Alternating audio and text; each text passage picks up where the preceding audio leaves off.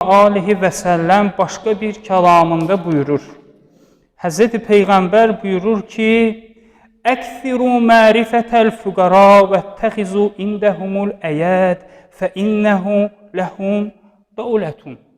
Həzreti Peyğəmbər buyurur ki, kasıbların çoxunu tanıyın. Əkthiru mərifətəl füqara. Kasıblarla çox əlaqə saxlayın, çox ünsiyyət olun. وَاتَّخِذُوا عِنْدَهُمُ الْأَيَادِ Onlara köməklik göstərin.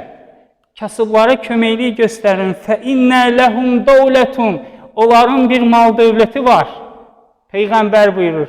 Kasıbların bir mal dövləti var. فَإِنَّ لَهُمْ دَوْلَةٌ Səhabələrdən soruşdular və qalu, ya Rəsulallah, وَمَا دَوْلَتُهُمْ Peyğəmbər, onların nə dövlətləri var? Onların nə malları var, nə sərvətləri var, onlara kasıbdılar.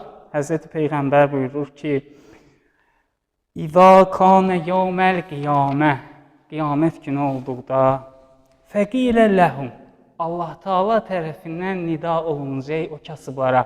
Hansı kasıblara? Onlar ki, səbr eləyiblər. Onlar ki, Allaha şikayət eləməyiblər ki, İlahi, mənə nə üçün bu qədər az ruzu vermirsən? Verib və Allah Teala'nın verdiyi ruziyə də razı olub, qane olub. Allah Teala tərəfindən nida olacaq onlara. Fəqilə ləhum unzuru ilə mən ətəməkum. Allah Teala nida edəcək. Baxın cəmaatın içərisində kim sizə yemək verib? Unzuru ilə mən ətəməkum. Baxın cəmaatın içərisində kim sizə yemək verib? Kəsrətun. Kim sizə yemək verib çox?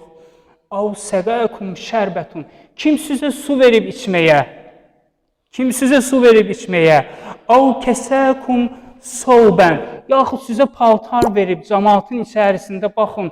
Kim sizə yemək verib, su verib, libas verib? Fəxuzu biyədihi thummenzu bihi iləl cənnə. Tutun onun əlindən aparın cənnətə. Allah Teala kasıblara şəfaət məqamı nəsib eləyir. Kasıblar qiyamət günündə şəfaət edəcəklər.